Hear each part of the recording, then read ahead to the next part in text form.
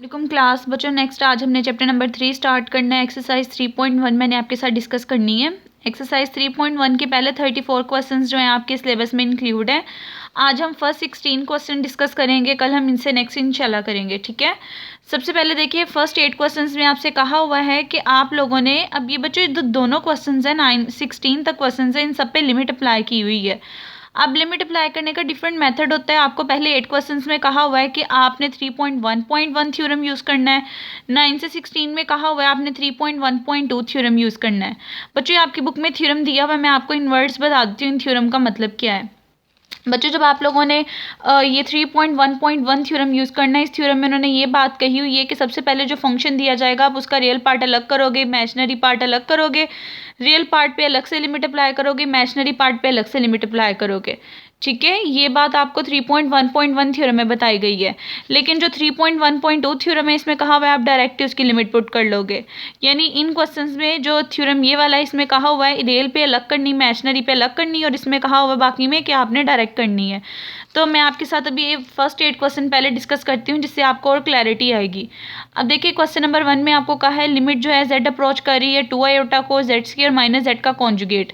अब हमने यहाँ पे ये वाला थ्योरम अप्लाई करना है। इसके अंदर रियल और इमेजिनरी पार्ट पहले अलग अलग करने पड़ेंगे, फिर उन दोनों पे अलग अलग लिमिट अप्लाई करेंगे। आप लिखोगे कि गिवन डेट फंक्शन की वैल्यू आपके पास क्या है। आपने लेट कर लिया z को x प्लस आयोटा y है, z का कॉन्जुगेट बता दिया क्या होता है, z² बता दिया, z² निकालोगे तो उसकी value x² minus y² plus iota 2xy आएगी।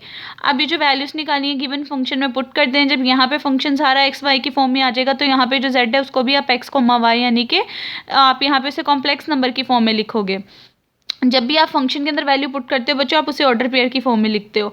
तो यहाँ पे देखिए इसको जब सॉल्व करेंगे रियल पार्ट जो है उसको अलग कर लें, इमेजिनरी पार्ट जो है उसको एक साइड पे कर लें, क्योंकि इस थ्योरम में हमने रियल पे अलग से लिमिट अप्लाई करनी, इमेजिनरी पे अलग से अप्लाई करनी है। तो मैंने बता दिया फंक्शन को लिखने के बाद जो इसका रियल पार्ट यानी u(x, y) है वो ये बनेगा, जो इसका इमेजिनरी पार्ट है वो आपके पास ये बन जाएगा।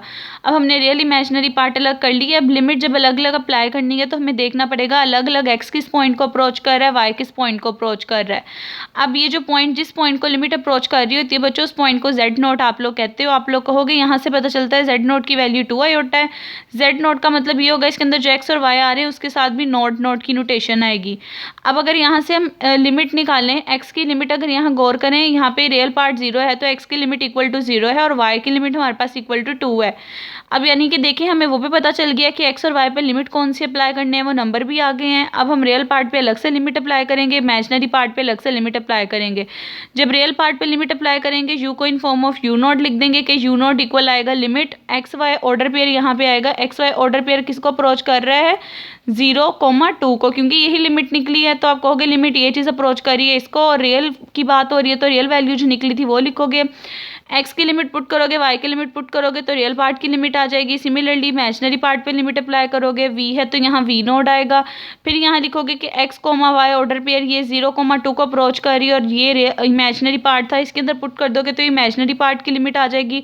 और एट द एंड आप लोग कह दोगे कि real part plus iota imaginary part ये उसकी लिमिट का आंसर निकला है, यानी कि -4 + 2 आयोटा ये इसका आंसर आ गया। क्या करना था, जस्ट फंक्शन के रियल इमेजिनरी पार्ट अलग अलग करने हैं। ये जो z0 पॉइंट दिया है यहाँ से रियल पार्ट की लिमिट निकालनी है, इमेजिनरी पार्ट की निकालनी है, उसके बाद दोनों पे पुट कर देनी है। एट द एंड दोनों को बता देना है क्या आंसर आया है।